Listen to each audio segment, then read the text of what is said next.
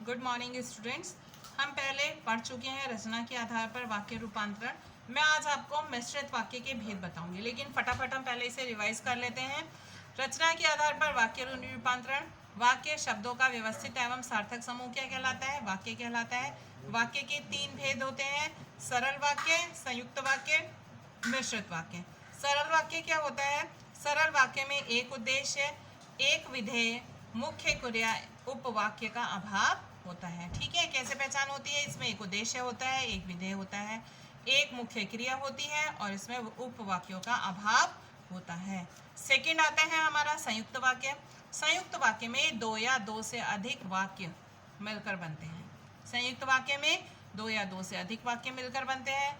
किंतु, परंतु, तथा, और, इसलिए, या, अथवा, अन्यथा, ये हमारे सब क्या है? अव्यय शब्द हैं। इन्हें योजक शब्द भी कहते हैं। तो इसमें इन शब्दों का प्रयोग होता है। जो दोनों वाक्य होते हैं वो इन शब्दों से जुड़े होते हैं।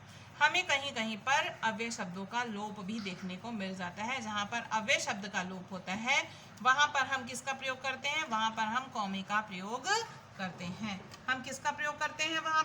हम वहाँ पर कॉमा लगाकर उस वाक्य को का प्रयोग करते हैं। ठीक है। नेक्स्ट आता है हमारा मिश्रित वाक्य। मिश्रित वाक्य में क्या होते हैं? मिश्रित वाक्य में हमारे एक से अधिक उपवाक्य होते हैं। मिश्रित वाक्य में एक से अधिक उपवाक्य होते हैं, यानी कि एक प्रधान वाक्य होता है और दूसरा उस पर आश्रित वाक्य होता है। आश्रित वाक्य को क्या कहते हैं? निर्भर वाक्य भी कहते हैं। डिपेंडेंट सेंटेंस होता है एक, यानी कि जब हम मुख्य वाक्य पढ़ेंगे तो हमें दूसरे वाक्य का पता नहीं चलेगा। एक क्रिया पूर्ण होती है और एक अपूर्ण होती है। व्याधिकरण योजक द्वारा जुड़े होते हैं। ये किसके द्वारा जुड़े होते हैं? व्याधिकरण योजक, जैसे कि, कै, जैसे, आदि। ठीक है। अब मिश्रित वाक्य के तीन भेद होते हैं। हमें जो मेन पढ़ना था वो ये यहाँ से पढ़ना था। मिश्रित वाक्य के भेद बताने थे मुझे आपको। मिश्रित वाक्य के तीन भेद होते हैं, जिसमें संज्ञा उपवाक्य, विशेषण उपवाक्य, क्रिया विशेषण उपवाक्य। यदि आप इसे अच्छे से समझ लेंगे तो आपको ये पता चल जाएगा कि मिश्रित वाक्य क्या होते हैं। संज्ञा, जो वाक्य में संज्ञा का काम करते हैं। ठीक है। मिश्रित वाक्य क्या होते हैं? यह वाक्य प्रधान उपवाक्य की संज्ञा के स्थान पर प्रयुक्त होता है। कहाँ पर प्रयुक्त होता है? यह वाक्य प्रधान उपवाक्य की संज्ञा के स्थान पर प्रयुक्त होता है। अगर हम प्रधान वाक्य में की को हटाकर क्या क्रिया लक्ष्य बनाकर प्रश्न करेंगे तो हमें उसका आंसर मिल जाएगा। क्या? अगर हम क्या क्रिया लगाकर, क्या क्रिया को लक्ष्य बनाकर प्रश्न करेंगे तो हमें उसका आंसर मिल जाएगा। जैसे, मुझे पता है कि वह उत्तीर्ण हो गया। मुझे ज्ञात है कि वह उत्तीर्ण हो गया। यहाँ पर ज्ञात मुख्य क्रिया है, इसको हटा दीजिए। यहाँ पर क्या लगा दीजिए? मुझे क्या पता है, मुझे क्या ज्ञात है। क्या ज्ञात है? ये वह उत्तीर्ण हो गया। ठीक है। मैं जानती हूँ, कॉमा, उसका आना असंभव नहीं, असंभव नहीं है। तो यहाँ पर मैं क्या जानती हूँ, मैं क्या जानती हूँ, तो क्या जानती हूँ, उसका आना असंभव नहीं है। तो जो संज्ञा उपवाक्य हैं, यह उपवाक्य प्रधान उपवाक्य की संज्ञा के स्थान पर प्रयुक्त होते हैं। नंबर 2, यह उपवाक्य वाक्य में संज्ञा का कार्य करता है। किसका कार्य करता है? ये संज्ञा का कार्य करता है। ठीक है। यह उपवाक्य प्रधान उपवाक्य में प्रायः की योजक द्वारा जुड़ा होता है। ये किसके द्वारा जुड़ा होता है? की योजक द्वारा जुड़ा होता है। ठीक है। नंबर 2 है विशेषण उपवाक्य। नंबर 2 क्या है? विशेषण उपवाक्य। अगर हम पूछे तो विशेषण किसे कहते हैं? विशेषण किसे कहते हैं? विशेषण वे शब्द होते हैं जो संज्ञा और सर्वनाम की विशेषता बताते हैं। विशेषण कौन से शब्द होते हैं? संज्ञा और सर्वनाम की विशेषता बताने वाले शब्द विशेषण कहलाते हैं। तो जो इसमें सेंटेंस होता है वो सर्वनाम शब्दों से मिलकर बना होता है। सर्वनाम शब्द कौन से हैं? जो, जिसे, जिसका, जिससे, जिस पर, जिसके लिए। उदाहरण है, जो मेहनत करता है वह सफल होता है। यहाँ पर जो कौन से शब्द का प्रयोग किया गया? सर्वनाम शब्द का प्रयोग होता है। ठीक है, जो लड़की खो गई है वह मिल गई, ये जो क्या है? सर्वनाम शब्द है। ठीक है, अब आपको समझ में आया। विशेषण उपवाक्य क्या है? विशेषण उपवाक्य, विशेषण मीन्स होता है संज्ञा और सर्वनाम। ठीक है, यह उपवाक्य प्रधान उपवाक्य की संज्ञा अथवा सर्वनाम की विशेषता बताते हैं। यह उपवाक्य प्रधान उपवाक्य की संज्ञा अथवा सर्वनाम की विशेषता बताता है। विशेषण उपवाक्य संज्ञा के विषय में विभिन्न प्रकार की सूचनाएं देता है। ठीक है, ये बात और इसमें है कि ये क्या देता है? इसमें ये सूचनाएं देता है। इनमें उपवाक्यों में संबंधवाचक सर्वनाम जो अधिकतर प्रयोग किया जाता है, जो, जिसके, जिसने, जिसे, जिसलिए, ये सारी चीजों का इन पर प्रयोग होता है। क्रिया विशेषण उपवाक्य। क्रिया मीन्स क्या होता है? काम। विशेषण मीन्स होता है विशेषता। तो जो शब्द क्रिया की विशेषता बताते हैं, जो शब्द हमारे काम की विशेषता बताते हैं, उसे क्या कहते हैं? क्रिया विशेषण उपवाक्य कहते हैं। ठीक है, यह उपवाक्य क्रिया विशेषण पदबंध के स्थान पर प्रयुक्त होता है।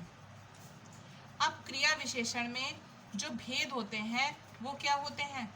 उसमें होता है रीति, रीति विशेषण क्रिया विशेषण, फिर स्थानवाचक क्रिया विशेषण। तो इसमें जो है कालवाचक क्रिया विशेषण, गुणवाचक क्रिया विशेषण। क्रिया विशेषण के कितने भेद होते हैं? रीतिवाचक, स्थानवाचक, कालवाचक और गुणवाचक। ये किसके भेद हैं? ये क्रिया विशेषण के भेद हैं आपके। तो हम इसमें रीति देख लें। रीति मीन्स काम करने का ढंग कैसा है। फिर उसके बाद स्थान, कैसे स्थान पर हुआ है। काल, कौन सा समय था। जैसे ज्यों ही मैं जाने लगी त्यों ही मेरी मित्र आ गई। तो ज्यों ही मैं जाने लगी, त्यों ही, यहाँ पर किसका बोध हो रहा है? समय का बोध हो रहा है। किसका बोध हो रहा है? समय का बोध हो रहा है, काल का बोध हो रहा है। इन वाक्यों में यहाँ वहाँ, जब कभी, ज्यों त्यों, जहाँ तहाँ, जैसा वैसा आदि शब्दों का अधिकतर प्रयोग होता है। जहाँ मैं रहती हूँ वही मेट्रो स्टेशन है। तो यहाँ पर किसका प्रयोग हुआ है? जहाँ का और वही।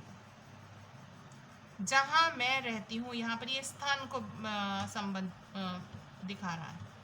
जहाँ मैं रहती हूँ वही मेट्रो स्टेशन है। तो ये कौन सा विशेषण हो गया? ये हो गया हमारा क्रिया विशेषण। कौन सा वाला? स्थानवाचक क्रिया विशेषण। ठीक है, तो ऐसे भी मिश्रित वाक्य होते हैं। अब हमने 3 चीजें देखी। अगर हम सोचें कि मिश्रित वाक्य की पहचान कैसे होगी? मिश्रित की पहचान वैसे तो मैं पहले भी आपको बता चुकी हूँ, लेकिन फिर भी थोड़ा सा ध्यान देखिए।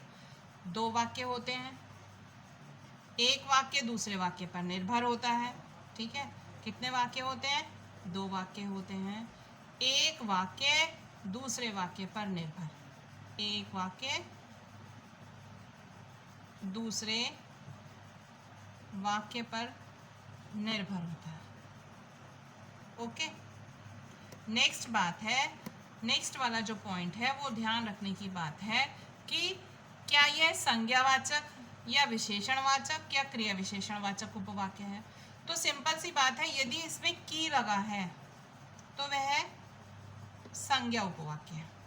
यदि जो, जिसे, जिसका आदि सर्वनाम शब्द लगे हैं तो ये कौन सा है? तो यह विशेषण उपवाक्य है। तो वह कौन सा उपवाक्य है? विशेषण उपवाक्य। और यदि यहाँ पर जहाँ तहाँ,